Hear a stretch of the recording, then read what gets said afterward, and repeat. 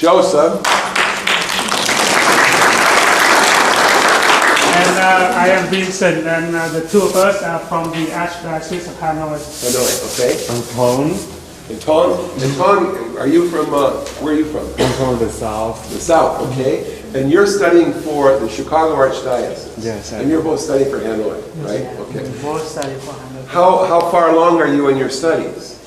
I'm first theology. First theology. So we are classmates. That means that we have 4 more years of theology. Of theology? And 3 theology too. Well, pre-theology too. So you'll start first theology next year. Yes. How recently were you in Vietnam?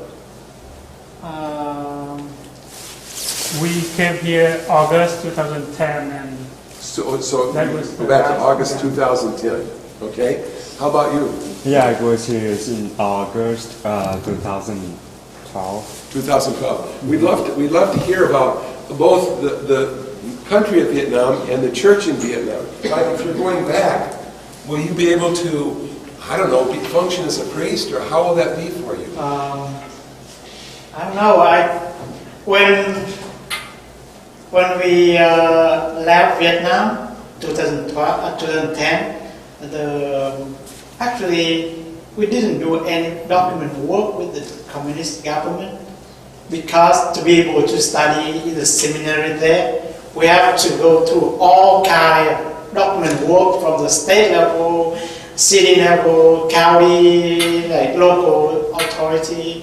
We didn't do this, and we are not sure. Some of priests, they came here to study before. When they went back to Vietnam, the communist government didn't allow for them to say mass in public. But to deal with them, the priests need to re-enter the seminary, study for a while to deal with them, Indoctrinate them just taking some classes in the seminary again to deal with the government. That's the way we deal with them. And we have been here since 2010, and we have been gone back years because it's very risky for us. And then the Archbishop doesn't want us to stop our study because we don't belong to any seminary over there.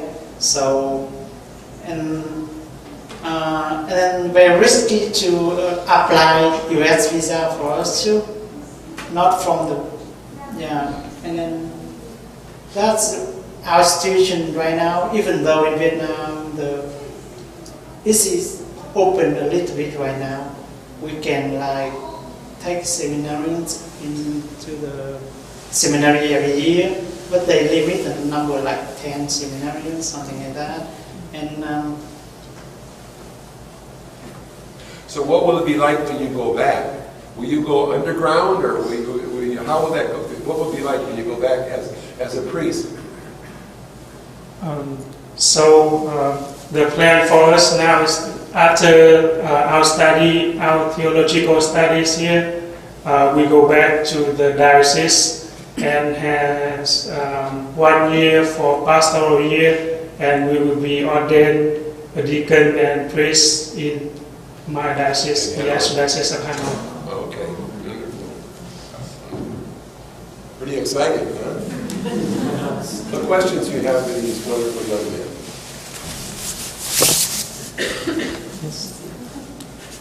What's it like to be a seminarian in the communist state? Is it hard?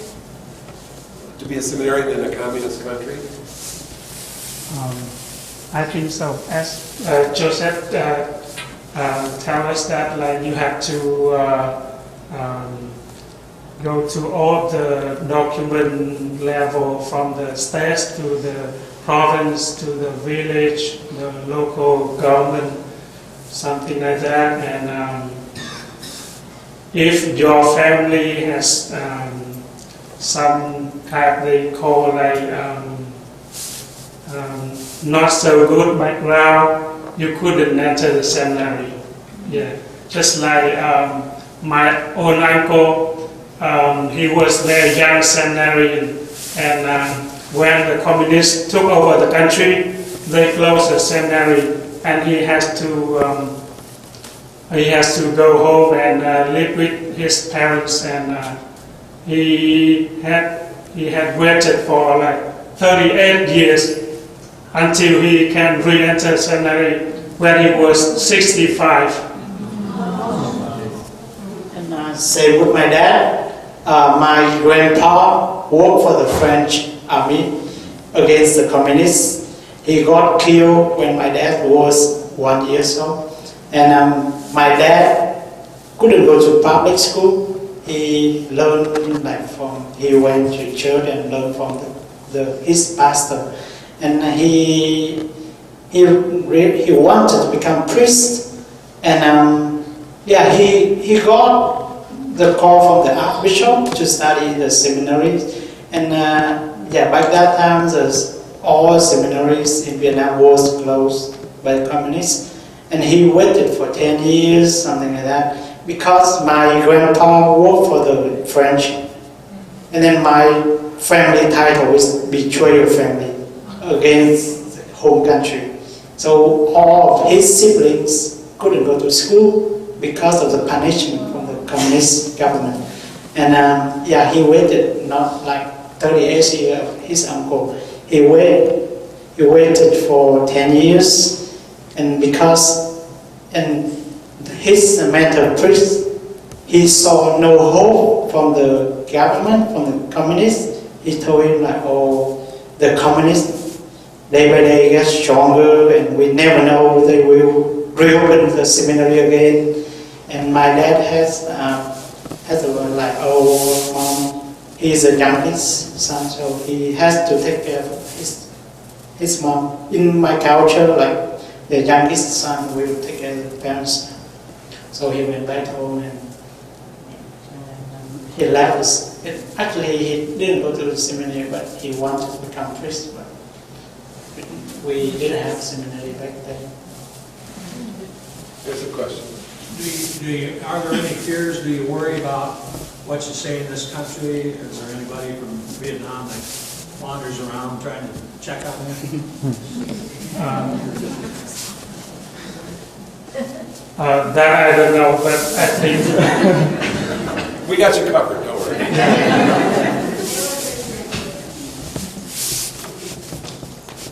What made you decide to come to this country, or how were you approached, or how did you know to come here to go to get your seminary training? also my former Archbishop met the superior of the Marino order back in Rome, and he asked the superior for the scholarship, and he got 2 scholarships, and the Archbishop decided to send the 2 of us here to study. And also the same question for you. How about you? Because you're Chicago, how'd that happen? Yeah, so after I finished college, and I decided to go to the seminary, and I met a priest from Chicago. He was a formator at St. Joseph, which is the minor seminary in Chicago. And then he asked me if I wanted to go here to serve for Chicago diocese. And I asked my pastor, and my pastor said, since we have a lot of vocation in my parish, and if I have the opportunity, so I should serve for Chicago as a way we thank you for the Western when they came to Vietnam and introduced God's church. So I said, yeah, I will go, and then I'm here. I was thinking too, we'll never know till heaven, but they said they only allow 10 seminarians per year. Now in the Vietnamese communities in our nation, vocations are exploding, they're flourishing. I bet they'd have a lot more than 10 if the government would let them. They'd probably put a 0 behind that, you know what I'm saying? Because Vietnamese are wonderful for vocations, so I'm sure that's really throttling it way down, let's put it that way. Yeah, like my parish, this year we have 3 newly ordained priests in one parish. So I'm very grateful to be in that parish. Yeah, and we have 18 seminarians in the, From what parish? Yeah, from one parish. Claude's sister was talking to us about the fact of she came from a big family. Do you also come from big families? And I noticed that you said that your father had tried, and you had an uncle that tried to become a priest as well. Are there a lot of, what was your influence as to becoming a priest as well? The number of people in your family and your influence. Thank you. So my family, we have 5 children. One of my sisters is a religious sister. And because I was born in a Catholic family and in a Catholic village, so all of us are Catholic. So I was formed when I was very young age, and I have a desire to become a priest when I was born. My vocation story maybe vocation story maybe another time, but to sum up, so I grew up in a very strong Catholic faith. It somehow just guided me to the priesthood vocation.